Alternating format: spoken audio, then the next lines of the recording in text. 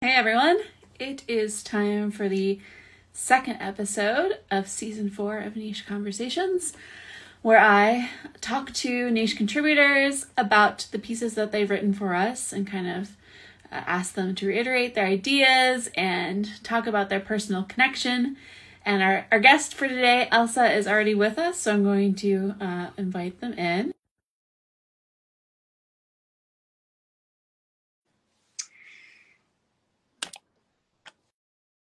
See here. Oop. Accept. There we go. Hi. Hello, Elsa. Welcome. Thank you. How are you? I'm great. Yeah, I'm good. I'm having a good day so far. Yeah. Welcome to NiCHE Conversations. I'm Jessica DeWitt, and I'm one of the editors here at the network in Canadian History and Environment. And today we are joined by Elsa Barron. And do you want to tell us more about yourself? Yeah, absolutely. So my name is Elsa Barron.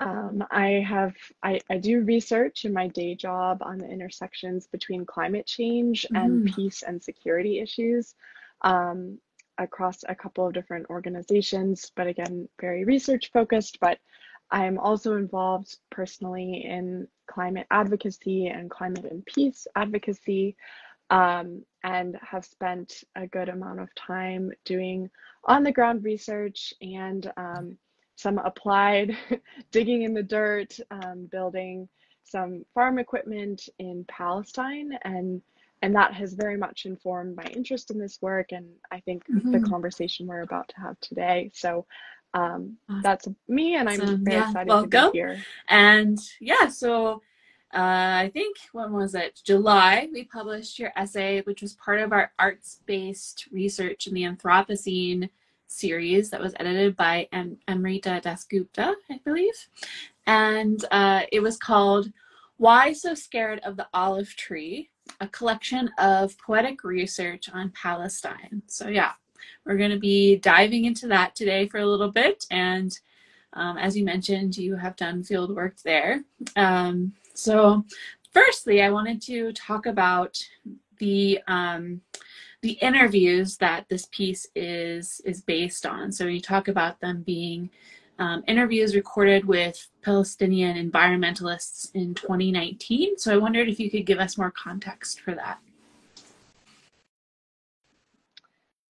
Yeah, absolutely. So during that time, I was both working actively with a couple of organizations who covered environmental issues and peace related issues in their work, but also was reaching out to get a wide sample of environment, peace, and justice related organizations to get to chat with their leadership and people actively involved in their programming and get a better sense of how people were approaching this and building up environmental organizations that were both attentive to challenges like climate change, but also attentive to the context and situation of being under military occupation.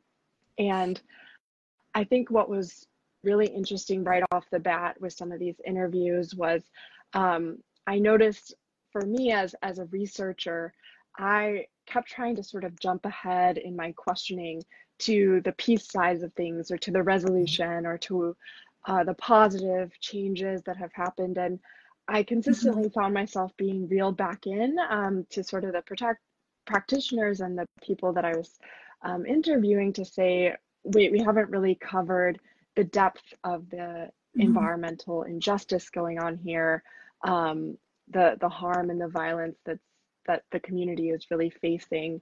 And so for me, in reflecting back on that even years later, I think I wanted to draw it out and really provide space for it in this form of poetry as well. Yeah, I know not enough about Palestine. Like, it's a topic that, I think a lot of Westerners are not well educated in, and definitely haven't come across that much about the environmental issues and impacts that are occurring there. So maybe you could talk a bit about how the occupation of Palestine affects local relationships to the land.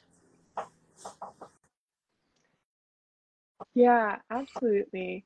Um, it is definitely a large impact. So I feel like the answer to this Uh, question could probably be a mhm, whole semester of work. But maybe I'll give two examples. You know, one is very much something you can look at, touch, and see and feel, which mhm, is the separation wall that has been developed um, around the West Bank and sort of is what many refer to as an open air prison. And it has not only, you know, impacts on free movement, on human rights, but also on sort of environment and the mhm, connectedness of different communities and different land. One of the starkest pictures of this is the wall around Bethlehem.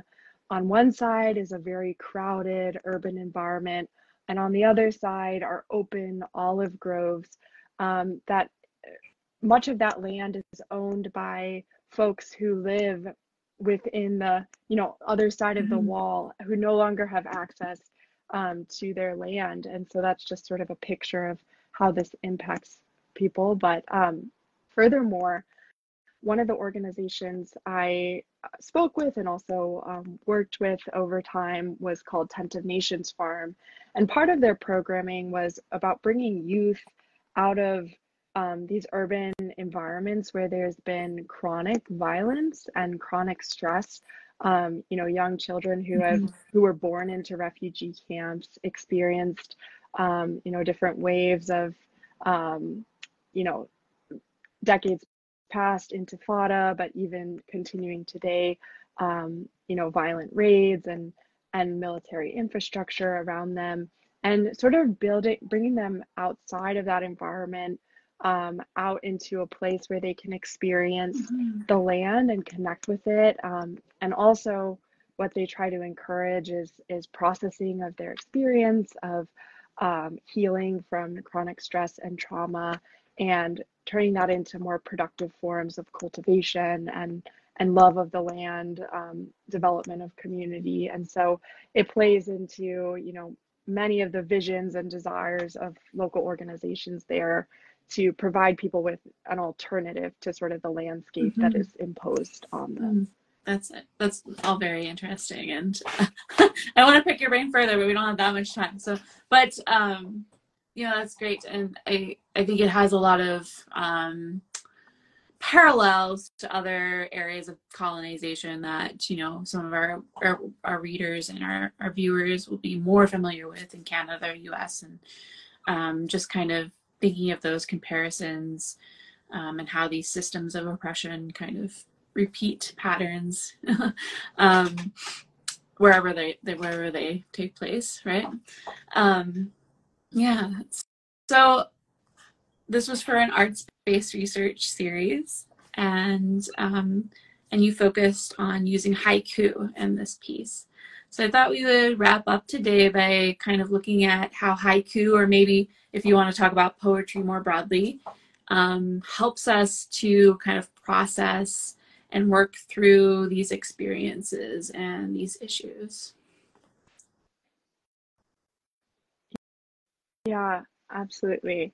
I've found a lot of joy and hope in using this medium, and I'll be the first to admit that I'm not an expert on haiku and would very much take the opportunity to learn from Mm-hmm. artists who've been practicing this medium for much longer than I have. But in my experience, like my turn towards this medium was really coming out of you know, the challenge of being an analytic writer and researcher, and always Mm-hmm. producing so many words, but feeling like in many cases that research and analysis didn't actually reflect the depth of feeling and emotion and sort of experience that I had witnessed and shared with Mm-hmm. people throughout my time. And then also just sort of running out of words to say, but not feelings to express. And so there was a point where I started experimenting with writing haiku, and I think what appealed to me was that it was, you know, very structured and minimalistic, but I found that you could, you know, put a lot of meaning and significance even into those short 17 Yeah. syllables in this case. And so that was my process to not only looking at this as a way to express emotion, but then further to Mhm. communicate a different side to research that doesn't always make it into, you know, a peer-reviewed publication. And that's why I very much appreciate this opportunity um, from NiCHE to think more broadly about what Mhm. arts-based research really looks like, how it can be more inclusive, and in some cases communicate a whole new level of understanding or experience than maybe traditional research might be able to do. So it's been a very exciting Mhm. and growing opportunity even to go through Yeah. this process with I you love all. that. And I love that we've brought on a lot of editors that have some arts background as well. So we're finding this kind of commingling of art and research more and more on our site. And then just more generally, I think it's being embraced a bit more. But I really enjoyed like working through your poetry, and I appreciate that sentiment of being like, like you're so focused on like, getting another footnote in, or, like this fact, or, and just kind of sitting back and kind of letting yourself process it like as a human, like as a person. um and there's not always a lot of Yeah. space for that when we're like hitting deadlines or checking boxes. And yeah, it's really lovely. I like that. Yeah, I liked it a lot. um yeah. um Thank you for joining me today, Elsa. This was a really nice chat. Yeah. Yeah. Absolutely. Thank you for having me. And thanks to everyone who's joined. This is really exciting. Cool. So Well, thanks everyone again. should check out this piece. If you type Palestine into our search bar, it will bring it up for you. And yeah, take care, Elsa. Thanks for joining me.